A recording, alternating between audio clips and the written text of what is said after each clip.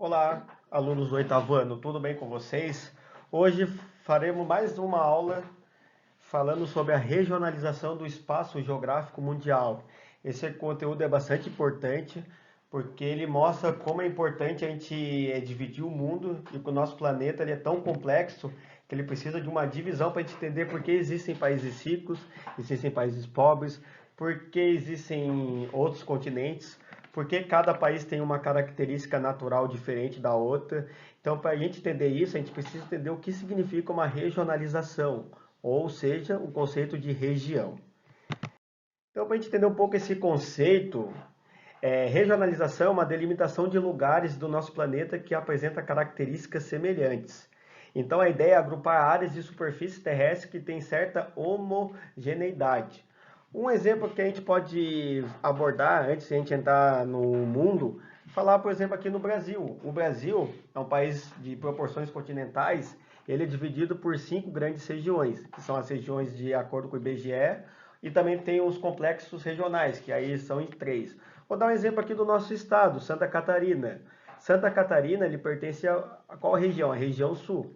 Santa Catarina tem uma particularidade, uma característica própria.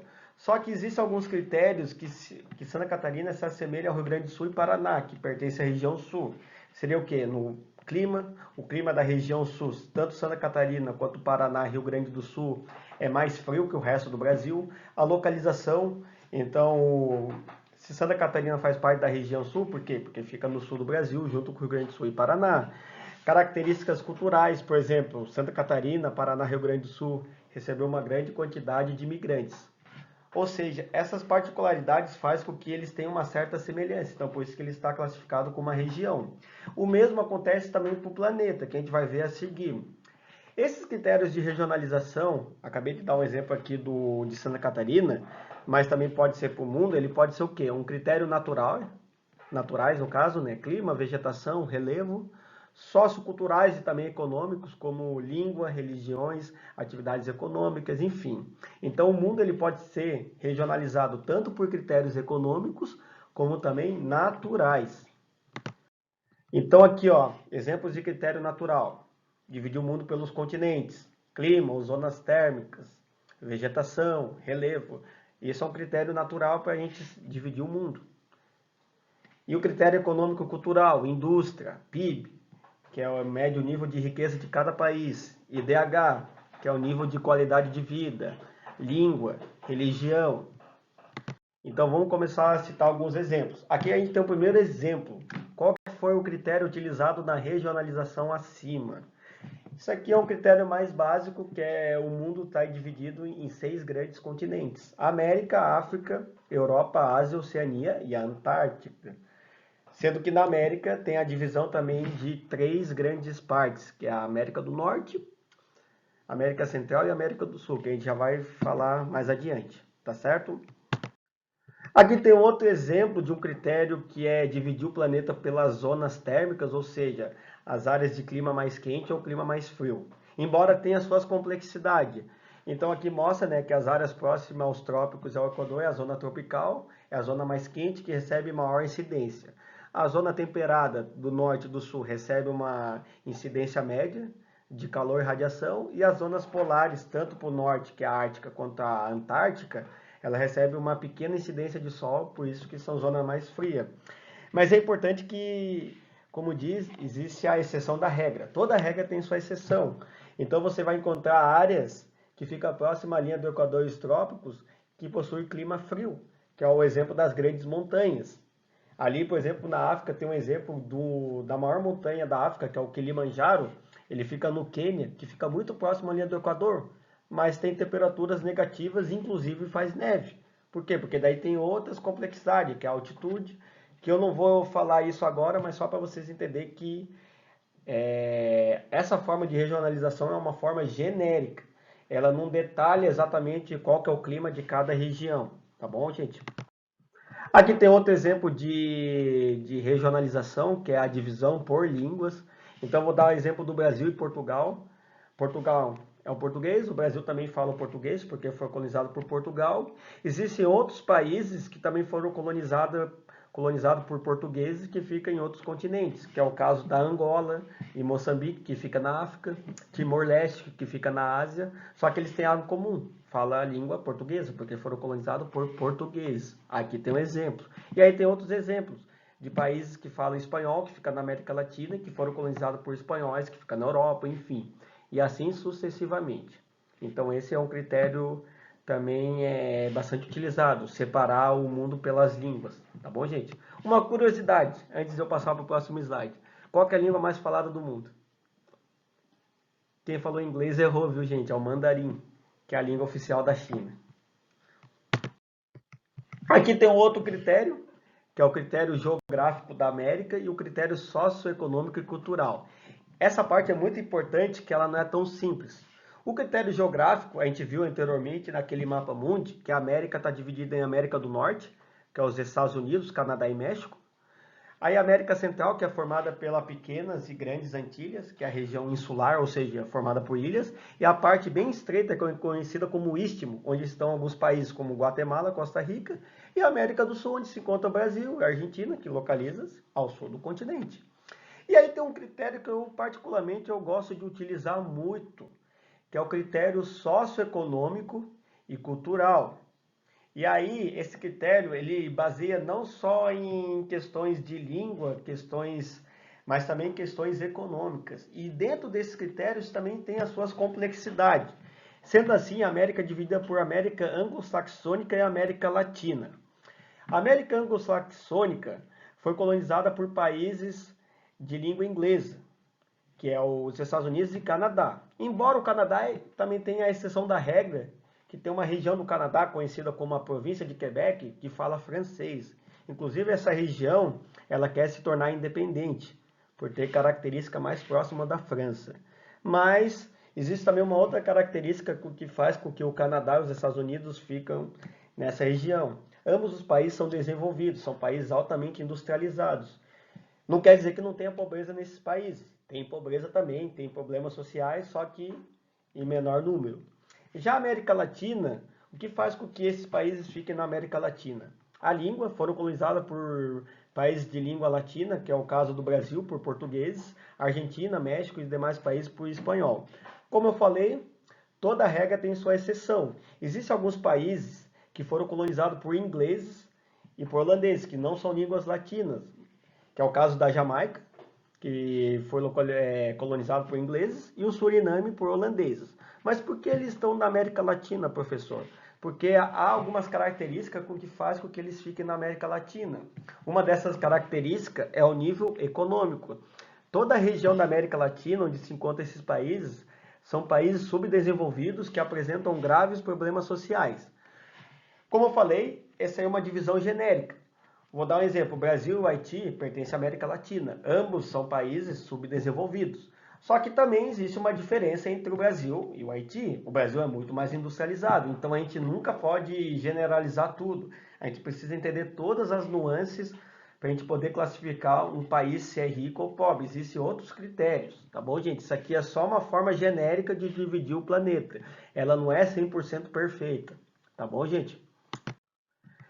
Uma expressão que foi muito utilizada para dividir o mundo, principalmente na Guerra Fria, que foi aquele conflito entre os Estados Unidos do lado capitalista e a União Soviética do lado socialista, essa expressão primeiro, segundo e terceiro mundo foi utilizada por Alfred Salve, que era um economista francês, em 1952. E aí, sendo assim, ele classificou então o mundo em três partes. O primeiro mundo, conhecido por países capitalistas, de economia desenvolvida, industrializada, que é o caso dos Estados Unidos, Japão, Europa Ocidental. O segundo mundo seria os países socialistas, de economia planificada, não levando em conta porque dentro dos países socialistas existem aqueles países que eram mais industrializados e menos, só que ambos pertenciam ao segundo mundo, que é o caso da União Soviética, Cuba, China. E o terceiro mundo, países capitalistas menos desenvolvidos economicamente, que é o caso do Brasil, os países da África. Então, passando no próximo slide, aqui mostra como que era essa classificação. Ela foi muito utilizada após a Segunda Guerra Mundial, até mais ou menos 1989, com a queda do Muro de Berlim. Embora a União Soviética ela seja extinta 2 anos depois, de 91, que falaremos depois. Então aqui tem um exemplo, né? Em amarelo o primeiro mundo, como eu falei. Em rosa o segundo mundo, daí está a União Soviética, China, alguns países da África, Cuba.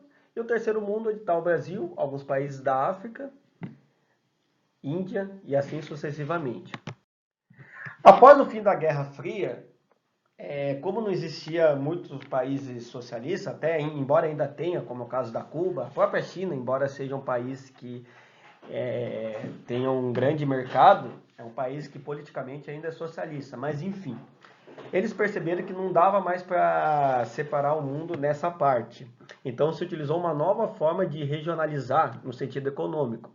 E aí ele agrupa países de acordo com o grau de dependência ou influência que exercem no cenário internacional, tanto do ponto de vista econômico como também político. Sendo assim, os países foram divididos entre países ricos ou centrais, que são as nações mais ricas, os países desenvolvidos, que são industrializados e também têm forte dominação econômica nos demais, e os países pobres, que são os países de menor desenvolvimento e que têm certa dependência econômica. Como a gente falou da exceção da regra, toda regionalização também generaliza. Dentro do grupo de países ricos, a gente encontra os Estados Unidos e Portugal. Embora ambos pertencem aos países ricos ou centrais, existe uma grande diferença entre os Estados Unidos e Portugal, assim como a China e a Bolívia. Ambos os países apresentam grandes diferenças, embora estejam nos países periféricos. O caso da China é um pouco mais complexo. Aí eu não vou falar muito para não me alongar, que é um país que é a segunda economia do mundo, embora apresente alguns problemas de países pobres. Certo, gente? Aqui tem um mapa, né, dos países centrais e periféricos. Os periféricos é a maior parte. Aí você vê a China classificada como periférico, embora seja esse PIB está um pouco desatualizado. A China já é a segunda economia do planeta, embora ainda tenha alguns problemas sociais. E os países ricos são os que estão em rosa, que são os Estados Unidos, a Alemanha, a França, a Rússia, alguns desses exemplos. Outro exemplo que também classifica os países mais ricos e mais pobres, alguns especialistas classificam os países desenvolvidos do norte, que são os países mais industrializados, e os países subdesenvolvidos do sul. Mas por que isso, professor? Aqui tem um mapa, aqui mostra que a maior parte dos países mais ricos ou desenvolvidos fica no hemisfério norte, embora tenha a exceção da regra, como eu falei para vocês. A Austrália, por exemplo, fica no hemisfério sul, mas é considerado país do norte porque é desenvolvido. E essa linha, existe uma linha que divide esse parte. Aí Brasil, China está como país subdesenvolvido, ou países do sul. Outro critério, esse critério particularmente eu gosto bastante, porque daí divide o país não apenas por nível de riqueza, nível de PIB, né, produção econômica, mas também a qualidade de vida, que é o índice de saúde, saneamento básico, educação, e aí a gente vai ver bastante complexidade. Inclusive a gente pode falar do Brasil, que está entre as 10 maiores economias do mundo, mas apresenta um nível de qualidade de vida muito baixo comparado com alguns países. Então ele estabelece também o nível de desigualdade, enfim, existe um critério muito minucioso para classificar um país de baixo IDH e alto IDH. Existe uma tabela do IDH que vai de 0 a 1. O país mais próximo de 1 apresenta um alto nível e os países mais baixos apresentam um nível de desenvolvimento baixo. Então aqui tem alguns exemplos. Os Estados Unidos é o país mais rico do mundo, mas não é o que tem a melhor qualidade de vida. Quem ocupa o primeiro lugar é a Noruega.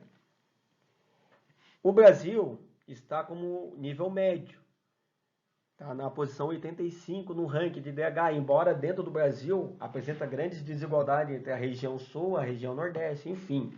E aí existem alguns países de baixo nível, que é o caso da República Democrática do Congo, que é um dos países mais pobres do mundo. E outro exemplo que eu sempre gosto de falar é a China, embora seja a segunda economia do mundo, tem apenas um nível de IDH médio, ou seja, está bem abaixo de outros países. Gente, vocês tomem bastante cuidado, por isso que eu botei essa plaquinha. A regionalização é uma generalização que desconsidera muitas particularidades.